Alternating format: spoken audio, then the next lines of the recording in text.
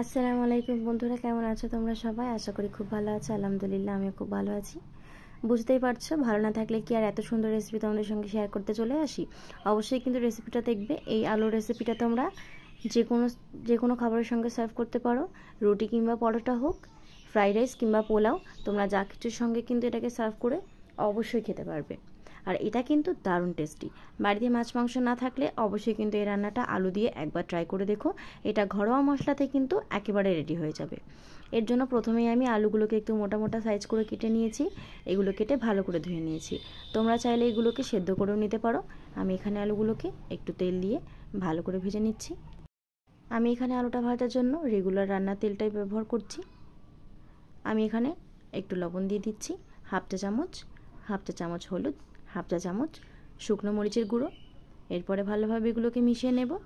আলুটাকে কিন্তু খুব সুন্দর করে লাল লাল করে ভেজে নিতে হবে, যাতে এখানে আলুটা 30% সেদ্ধ হয়ে যায় আর বাকিটা রান্নার সময় সেদ্ধ হবে। অবশ্যই কিন্তু ভিডিওটা না টেনে পুরোপুরি দেখো, আশা করি ভালো লাগবে। আলুটা কিন্তু আগে থেকে অনেকটা লাল হয়ে এসেছে, দেখতে পাচ্ছ। এভাবে আমি লাল লাল করে আলুটাকে ভেজে নিয়েছি। ঠিক এরকমভাবে লাল করে ভেজে নিতে হবে। এরপরে আমি আলুগুলোকে একটা আলাদা পাত্রে তুলে নিচ্ছি। আমার এখানে আলুগুলো তুলে নেওয়া হয়ে গেছে। এরপরে ওই তেলের মধ্যে আমি একটু টমেটো ভেজে নেব। আমি এখানে একটা মাঝারি সাইজের টমেটো ছোট ছোট কুচি করে কেটে রেখেছিলাম। এটাকে আমি ভেজে তুলে নেব। জাস্ট কয়েকটা সেকেন্ড আমি একটু নাড়াচাড়া করে এটাকে তুলে নেব। খুব বেশি ভাজার এখানে প্রয়োজন নেই। আমার এখানে টমেটোটা প্রায় ভাজা হয়ে গেছে। এবার আমি এটাকে আলাদা একটা পাত্রে তুলে রাখবো। এবার চলো বন্ধুরা, রান্নাটা শুরু করা যাক। রান্নার প্রথম শুরুতেই আমি দিয়ে দিচ্ছি কেটে রাখা পেঁয়াজ। পেঁয়াজগুলোকে একটু আমি গোটা গোটা করে কেটে রেখেছিলাম আর এর পাপড়িগুলোকে ছাড়িয়ে রেখেছিলাম।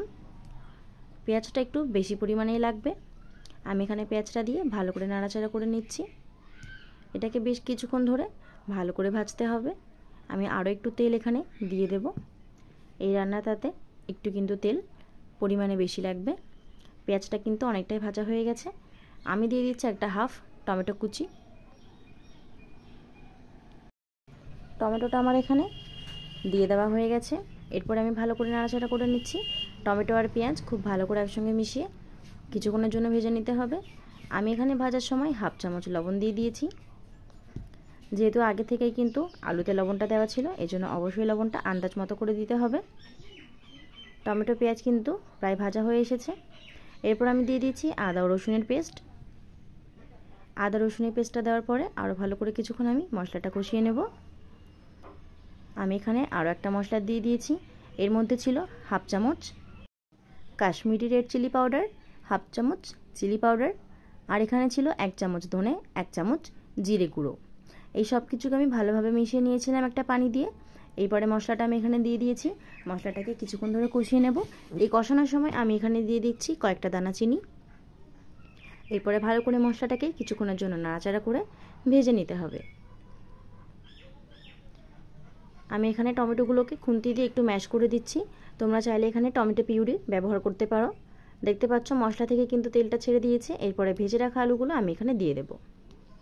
এরপরে আলুটাকে খুব সুন্দর করে নাড়াচাড়া করে মশলার সঙ্গে একেবারে ভালো করে মিশিয়ে নিতে হবে, যাতে করে আলুর গায়ে প্রত্যেকটা মশলা লেগে থাকে। কালারটা কিন্তু খুব সুন্দর এসেছে। আমি এখানে কাশ্মীরি লঙ্কার গুঁড়ো ইউজ করেছিলাম কালারের জন্য। কালারটা কিন্তু অনেকটাই সুন্দর হয়ে গেছে। আমি এখানে দেখছি আলুটা কিন্তু আস্তে আস্তে সেদ্ধ হয়ে যাচ্ছে। 50% সেদ্ধ হয়ে গেছে, এখনও বাকিটা সেদ্ধ হবে। আলুটাতে কিন্তু খুব বেশি আমি ঝোল দেব না। যতটা পরিমাণ সেদ্ধ হতে লাগবে ততটা পরিমাণ আমি ঝোল দিয়ে দেব। আমি আলাদা একটা কড়াইতে একটু ফোড়ন ভেজে নিয়েছি, যার মধ্যে আমি একটু রান্নার তেল দিয়ে দিয়েছিলাম আর দিয়েছি 5 ফোড়ন, 2টো গোটা এলাচ। এই সব কিছুকে আমি ভালো করে ভেজে নিয়েছি আর একটা আলাদা চামচে করে তুলে এই কষানোর সময় ফোড়নটা আমি দিয়ে দিলাম। অবশ্যই তোমরা ফোড়নটা এইভাবে ট্রাই করবে, আশা করি ভালো লাগবে। মশলা থেকে কিন্তু পুরোপুরি তেলটা ছেড়ে দিয়েছে আর কালারটাও খুব সুন্দর হয়ে গেছে। এরপর আমি হাফ বাটি এখানে পানি দিয়ে দিয়েছি। পানিটা কিন্তু পরিমাণ মতো দিতে হবে, যাতে আলুগুলো ডুবে থাকে আর খুব ভালোভাবে সেদ্ধ হয়ে যায়। এখানে খুব বেশি পানি আমি দিইনি। আমি ঢাকা দিয়ে দিয়েছিলাম 1 মিনিটের জন্য। ঢাকা তোলার পরে দেখছি তরকারিটা কিন্তু ফুটে গেছে। এরপর আমি দিয়ে দিচ্ছি একটু পেঁয়াজ কুচি। এখানে কিন্তু আমি একইভাবে পেঁয়াজের পাপড়িগুলো ছাড়িয়ে রেখেছিলাম একটু গোটা গোটা করে।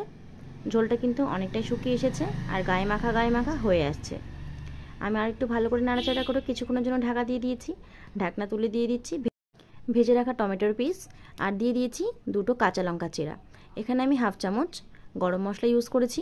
তোমরা চাইলে মিট মশলা দিতে পারো, কোনো সমস্যা নেই, কিংবা তোমরা দারুচিনি লবঙ্গ এলাচ সব কিছু একসঙ্গে বেটে দিতে পারো। এবারে কিন্তু আমি এটাকে নামিয়ে নেব। গরম গরম আমি সার্ভ করে নিচ্ছি এই আলুর তরকারিটা। ভালো লাগলে কিন্তু অবশ্যই এটা লাইক করে দিও আর বাড়িতে একবার অবশ্যই ট্রাই করবে। আজকের মতো এখানেই শেষ করছি। খোদা হাফিজ।